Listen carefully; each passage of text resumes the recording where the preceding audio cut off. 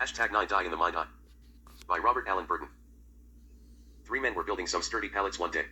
Hooper and a man named Sammy, who was in his mid-40s, would begin the pallet assembly process of each pallet that they and Bobby would build. It began with the two men placing 9 wood blocks, approximately 6x6x6 cubes, into a jig that assured each block was in its proper spot. Highly technical description begins here. This information I included for both those truly curious about pallet construction, and those wishing to build mental strength through exercising the parts of the mind used in reading comprehension and mental imagery.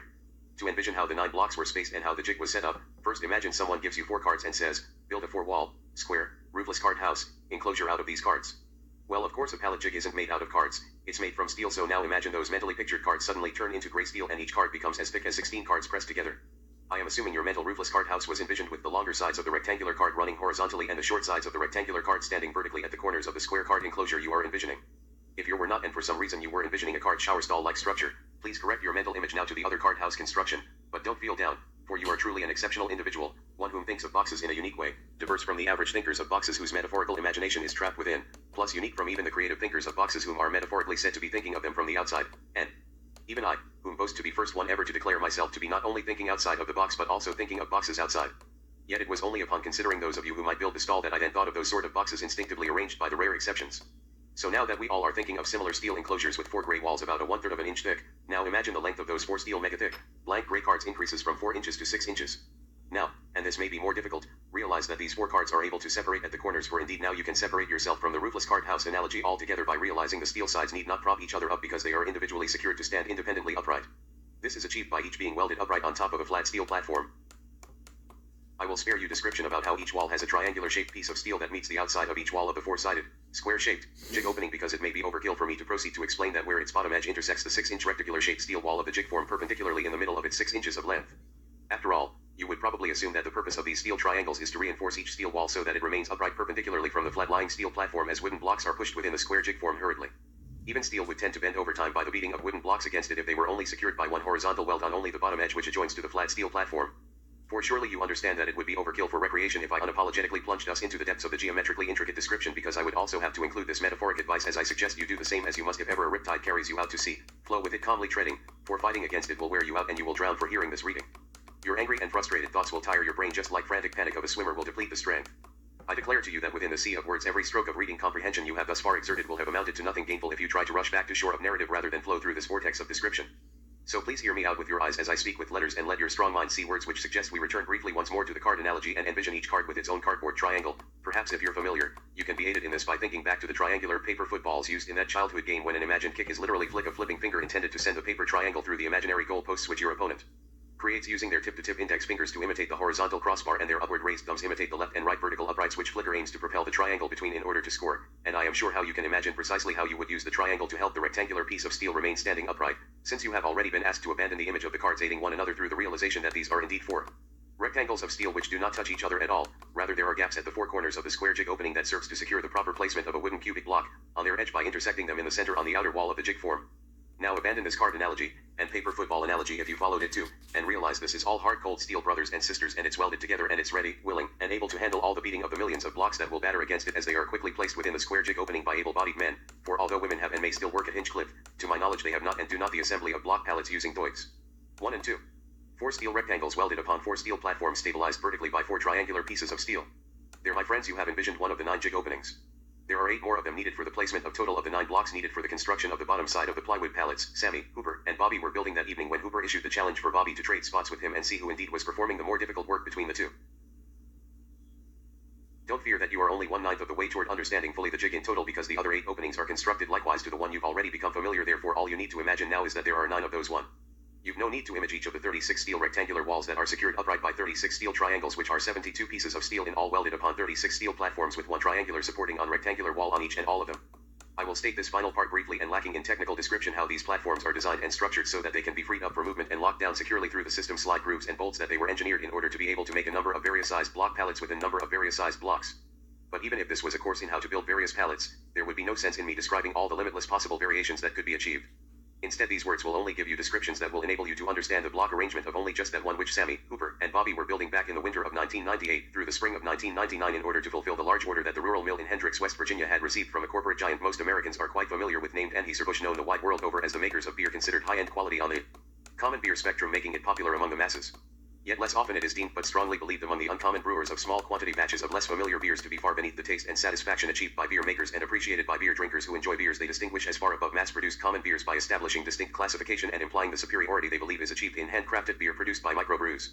It is not without purpose that my words follow that tangent about beers away from the mass production of pallets because it is naturally cause and effect for a mass-produced product to require the means for mass distribution and thusly the mass production of pallets. For indeed these were not handcrafted woodworkings they were crafting with their hands unlike this one-of-a-kind work of writing I am craftily brewing, for they, in order to craft out of wood those were pallets which were uncommonly recognized to be of then high quality among the uncommon few who unlike the masses acknowledge and understand the distinctions that divide and distinguish high-end pallets from those pallets of lesser quality when one speaks of such, say for example in a sales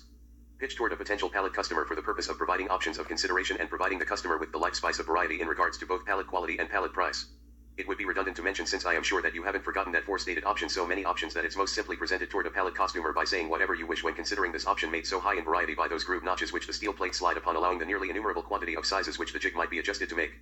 Verily, for each of the 200,000 pallets we were contracted to build, the arrangement of the 9 block can be envisioned if you follow along and picture if you will the 6 face of a given die, beside which, sorry for this secondary interruption for me to pat myself on the back as I ask of you, did you notice that I substituted side in place of the word face as mentioned the 6th of the die?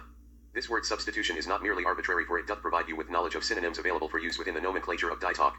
Either or whichever way you, them, or they decide to refer to this which usually is seen by the eye as 6 black dots with a white square is absolutely fine in regards to speech or writing. That's just me giving you some permission to use flexible vocabulary in your future die discussions but please allow me now to pull you back toward this present task for mental visual exercise because I now need to ask that you imagine there were one more row of 3 dots and that the 3 rows of 3 dots were spaced equally apart resulting in a 9 dot die face. Might we consider the ponderance that if there so exists a 9 face on a die somewhere and sometime, whether that time be long ago or long ahead or if perhaps the time is now already for I have recalled the factual memory of a 12-face die used to play a game I participated in as a contestant as part of the activities that I and others paid a quarter to engage in during a visit to my childhood hometown by the traveling carnival festivities provided by Gamble Amusement. However upon this 12-sided die there were not dots on the faces but rather the name of a given month of the calendar year because this amusement of low wager gamble was titled the birthday game therefore it was a particular month which you hope faced skyward when the roll of the die came to tag freeze. There is no name of any month that will work as substitution for the 9 dot die side in this mental visual task of picturing the way in which these 9 square jig openings were arranged in this jig pattern achieved. The words of the spell have been cast and you tell me whether or not I trickily achieved your mental envisionment of a jig fit for fitting 9 squarish wooden blocks. If you were to literally perform recent request of telling me the answer to my question regarding my success or failure in my spell spit with spelling I must have already left this point of time and space in which spelling for the spell is still actively strived toward upon the keys of my computer. I am curious to learn the review of my work in regards to the effectiveness of these words for image triggers. But instead of rushing out to the future for the response to an as yet unsent message, rather than leave from this piece of modern literature upon which I place a stamp of hope that it might achieve the reception of long-lasting spreading and receiving which ultimately get it renowned as a classic sometime in the future, I will instead offer you a better explanation of the arrangement of the 9 blocks as they pertain to the construction of the plywood pallets Bobby, Sammy, and Hooper were building for Anheuser-Busch on behalf of Hinchcliffe Lumber. Envision the jig thisly, and relax as we discuss how I just fashioned a new word invented in order to humorously precede this alternative description to the former which I requested in the beginning for you to envision thusly. Verily thisly vision might be seen quickly through your ability to conjure the image of a tic-tac-toe grid. Those near to the point in space and time which this literature is borning, I ask that you pardon me as I translate the tic-toe image for those readers or listeners who may come to this from somewhere or sometime unfamiliar with that primitive game doomed to end in a draw when played by intelligent, mindful beings by offering hashtag as a substitute term of description of a 9 opening pattern of arrangement. Substitute hashtag in place of the game's title if you prefer while you envision that tic-tac-toe grid was drawn with a thick tip marker so that the area where the X's and O's fit is very small and see the majority of the square grid as blacked out by the marker lines. A block would then be placed in each of the 4 outer corners. Now imagine a block would then be placed in the 4 spots along the outer perimeter of the square that are open between each of the corners. Lastly imagine the final space for the 9 block is directly in the center of the square, and now I hope you did see how the 9 blocks are arranged on a 9 block pallet. This is a popular design for a pallet since it allows for a fork truck to lift it from any of the 4 sides. Then Sammy and Hooper would take turns being the one to grab a 4 foot by 4 foot piece of 3/4 inch plywood which would lay on top the blocks in proper position by 4 outer steel rails that produce the one big square in which the 9 much smaller square were contained for the positioning of the wooden blocks. Then by foot pedal, Sammy triggered an electric conveyor that pushed the jig beneath an air-powered nailing machine titled by its industrial manufacturer's name Doig and specified by its place of sequence by number 1. The 9 air-powered nail injecting hammers of Doig 1 press down and nail simultaneously and put 3 nails into each of the first 3 blocks. The hammers lift as the pallet is pulled about 2 feet further from the 2 men as the 9 hammers nail the second row of 3 blocks. The hammer lifts again and the machine pulls the jig until the hammers are over top of the final row of 3 blocks and then drives in the final 9 nails into the plywood that is now well secured to all 9 of the blocks.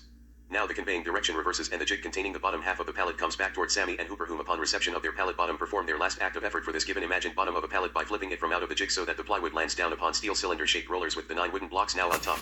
The pallet half rolls down to Doig to where Bobby whom is I the author then proceeds within this envisioned pallet demonstration construction to attach a 4 foot by 4 foot piece of plywood identical to the one on the reverse side before pushing by hand beneath the apparatus known as Doig 2 for the purpose of securing this plywood square to those 9 blocks which each now have 6 nails in them apiece making it hard for them to be knocked out of their positions which they are tightly sandwiched. Now perhaps you realize that the mindless repetitive work accomplished by the countless hours of labor achieved by these common and uncommon working men is preceded and directed by the countless hours of thought and engineering dreamt up by some rare visionary man, before it was set in motion to be brought from imagination into reality by the intercedence of the mechanically inclined whose skill set is employed by those able to both comprehend the visionary concept and bring it into reality on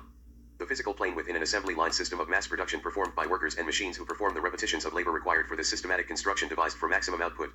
Therefore, Hooper, I hope you now understand that even though I did not agree to your suggestion that we switch roles in order to prove whose work was more difficult, I did not and do not concede that your role with our work was the one which was more demanding or difficult, but instead take a look at the shoe and consider whether or not it is likened to anything you have ever stood within.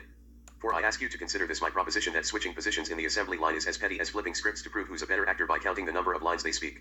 I hope it is clearly seen from these words that Bobby understood the work duties and difficulties of all his co-workers by this demonstration of all the acts of long-forgotten labor which through yet additional labor which he wasn't paid for by Hinchcliffe I have produced this work of literature where they all three, Bobby, Sammy and Hooper can be seen as ever building block pallets by the multitudes from multiple point in time and space.